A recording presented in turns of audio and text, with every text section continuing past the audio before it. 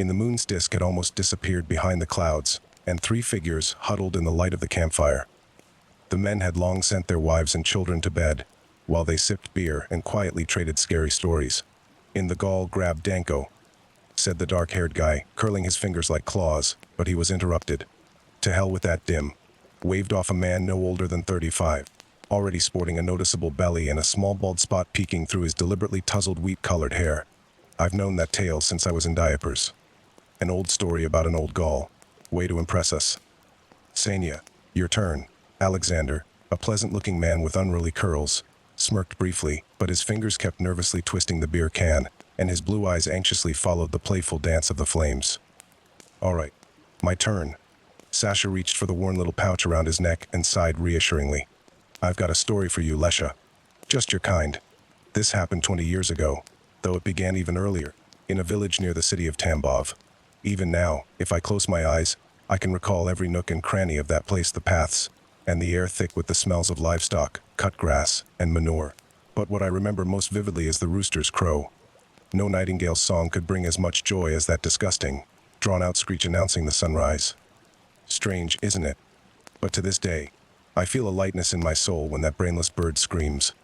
My family lived in a large house built by my grandfather from logs from the local forest.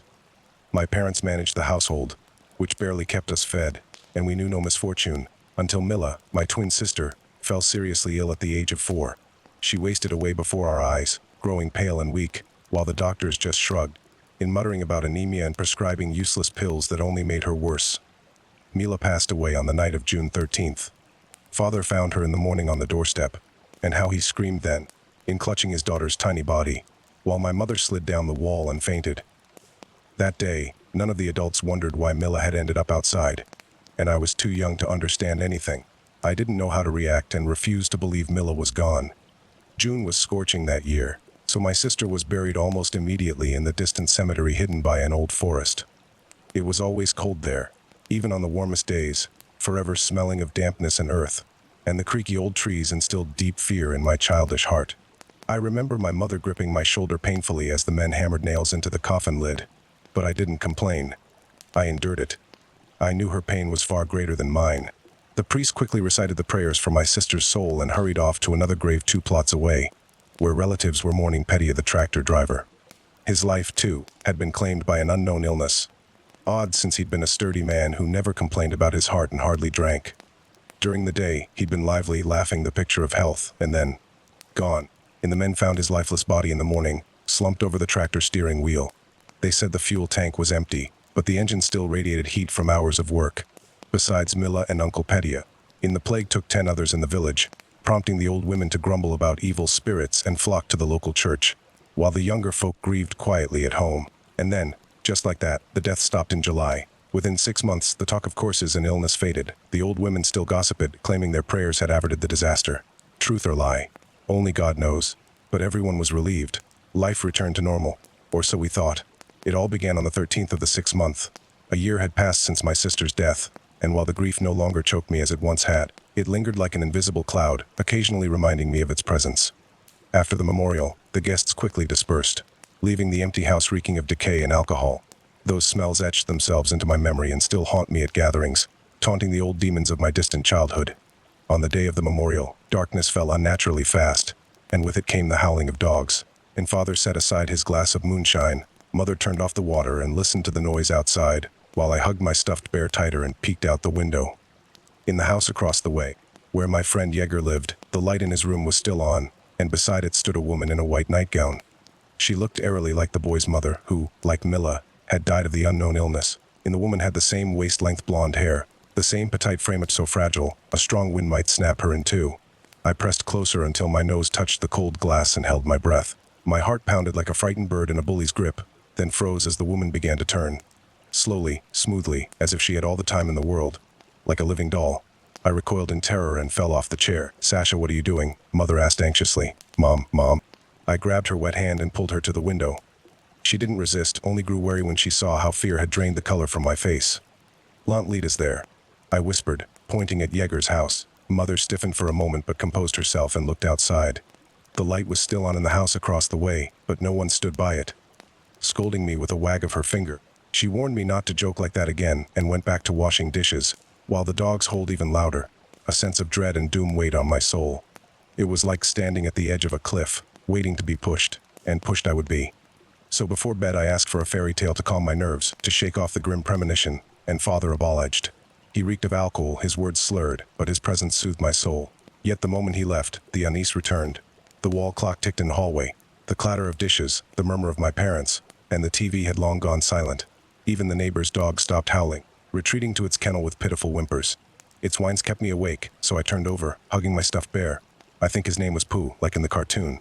Yes, Pooh. I closed my eyes, then snapped them open again. Someone knocked on the window. 3 times, I sat up in terror. Cold sweat beaded on my forehead and back. My palms turned icy, my saliva thick. But no matter how hard I listened, the room was silent except for the ticking clock. Just as I began to relax, the knocking came again. Louder this time. More insistent. Breathing grew difficult. My body trembled and stiffened. Slowly, as if in a dream, I crawled to the windowsill, where a patch of cold moonlight spilled in and timidly peered out.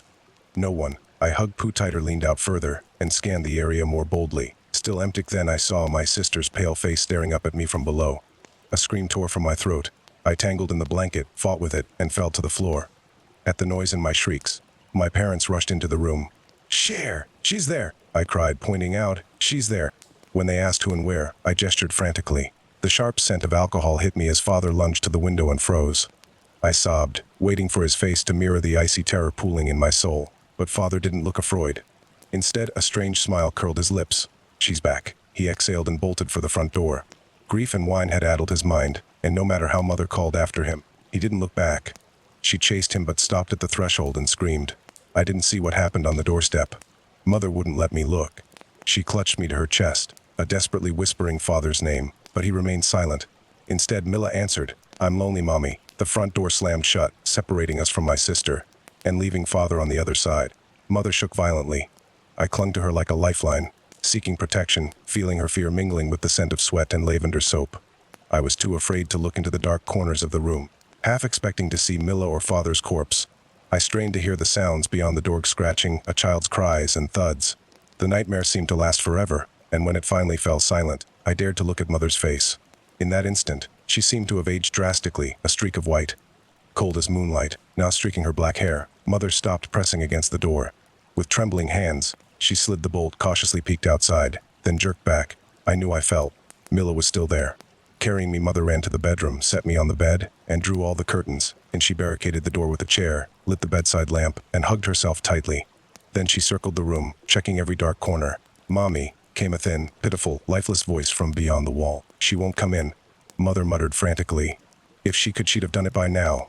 "She won't come in," and she was right. All night, Milla wandered around the house crying, calling for us, and knocking on the windows, scratching the walls. But she never entered. She begged to be let in, but none of us spoke to her. At dawn, the rooster crowed, and Milla finally vanished. From that day on, I never saw Father again, alive or dead. And the 13th of the 6th month became our personal nightmare, one that disappeared with the rooster's cry. Year after year, Milla prowled around the house, weeping, tormenting me, in begging to be let in. No matter where I went or hid, she always found me. But everything ends eventually. This horror, too, found its finale on the 13th of the 6th month. 9 years later, Mother prepared for the course night. She drew the curtains, locked the doors, marked them with crosses. She placed a prayer book on the table, lit a lamp near the photos of her daughter and husband, and adjusted the icons. I stayed in my room, trying to read, my heart pounding in my throat. And the natural bond between twins tightened like barbed wire around my lungs that night, making it hard to breathe. At times, it felt like death itself was touching me, drowning me in fear, suffocating me, and the time came. The clock struck 10. Milla arrived the moment the last chime faded, though she gave no sign. I just knew she was nearby. The yard dogs fell silent, the crickets stopped chirping, and tension thickened the air. I closed my book and leaned against the wall, waiting for the tiny voice to call for me. But it didn't. The oppressive silence wore me down. My eyes were heavy when I heard scratching behind me, nails dragging along the wall. It grew faster, fiercer, more insistent, more revolting, as if splinters were being forced under my own broken nails. A shiver ran down my spine, and cold sweat trickled down my back. The thing behind the wall went quiet. A branch snapped outside, and a dog whimpered pitifully. I clasped my hands and whispered the prayer Mother had made me memorize. Milla seemed to hear it and weaned, "Mommy's afraid of me. Are you afraid too?" Or like in life, she slightly dragged out her words. Once endearing, and now unbearably eerie. I stayed silent. We never answered her, for the legend said, "Speak to the dead and you're doomed." The village had shrunk, its people fearing the night. They avoided speaking of it, especially after failed attempts to destroy the monsters. Many brave souls had vanished without a trace, and those who didn't disappear moved away, hoping to escape their nightmares. I still wondered, did it work for them? Brother, the monster whimpered mournfully. I'm cold. Maybe it was my imagination, but the wall behind me turned icy as an iceberg. And you're so warm. And that was the last straw. I couldn't take it anymore and fled the living room, where Mother sat. She'd stopped watching the lamps flame, and at the sight of me, realization flickered in her eyes. She rubbed her tired face, where dark circles had lingered for years. She's here. With you again. I nodded. Hold on, she'll leave soon. She fidgeted in her chair, hugging herself and rocking slightly. I'm cold, brother. Came the voice again from beyond the wall. And Mother's fingers whitened as she gripped her shoulders tighter and said loudly, We'll move to the city in winter. I'm lonely, and we'll never see her again. The voice and the shuffling outside stopped. Tense silence hung in the air, shattered by a soul-freezing laugh. The window panes rattled, and primal terror awoke in my mind. Mother jumped up and hugged me. You won't see me, you'll leave. Mila laughed, her voice echoing around the house. No way, I'll follow you every night, always. The front door shuddered from a powerful blow, and the wall beside it trembled. Glass shattered, first in my bedroom, and then in the living room. A heavy stone landed at our feet, scraping the brown-painted floorboards, followed by another. We hid under the table as the cursed creature continued wrecking the house and screaming, You won't leave me. Won't leave me. You're all mine. Another blow knocked the door off its hinges, and it crashed to the floor. A long screech ran along the wall. The metal windowsill groaned, and then it all stopped. The house grew still, the lace curtains fluttering in the breeze. From outside came a child's cry. Mommy. The pitiful sobs reached us. Mother's hand on my wrist twitched. Mommy, I feel bad. Mommy, God, save us, she whispered. The crying stopped, abruptly, as if someone had pressed stop. Thick silence filled the room, and from behind the wall came a whisper. He won't. It sounded like the rustle of dead leaves scraped by the wind. And it was so close, as if no barrier stood between us and Mila. What do you want? Mother burst out, then realized her mistake. She'd answered the dead. She covered her mouth with a trembling hand, tears welling in her sky-blue eyes. But Mila brightening, to play. Her voice chimed sweetly. I want to hug you and play. Come to me, let's play. Games keep you warm. I knew I should stop her, but fear paralyzed me. By the time it loosened its grip, she was already at the threshold facing Mila. After 9 years, my sister hadn't changed. Still small, still curly-haired. Only her eyes weren't blue anymore. They were black, where the value of life had sunk into oblivion. Warm me. Her scarlet lips moved, twisting between a sob and a stifled laugh. Mila reached for Mother, but she only hugged herself tighter and said, I can't. Let me in. I can't. My sister tilted her head slowly. Her lips stopped trembling. The entire time, she hadn't blinked once, and her dark gaze pierced the soul like a corrupted spear. Will Sasha play with me? And no. Mila looked at me and seemed to draw closer. I took a shallow breath, catching the acrid stench of mold, decay, and earth. She was back, damn it. She was back. I could only hope my friends would say goodbye to my wife and daughter for me. Because I loved them so much. So much, and I'd miss them terribly. You can't touch me. I croaked, my voice hoarse with fear. You promised. The girl looked up. She said nothing, only smiled, and the hungry void in her eyes shifted with the dying campfire's glow. And the realization came too late. A cold shudder ran from my neck to my spine, seeping inside, coaling around my heart, my lungs, my soul. A cold female hand slid tenderly up my back and onto my shoulder, and a woman's voice murmured, She can't. The stench of decay from my childhood memories filled my nose. My knees buckled, and fear fogged my mind, through which my long-forgotten mother's voice echoing. I missed you, son. You can't imagine how much I missed you.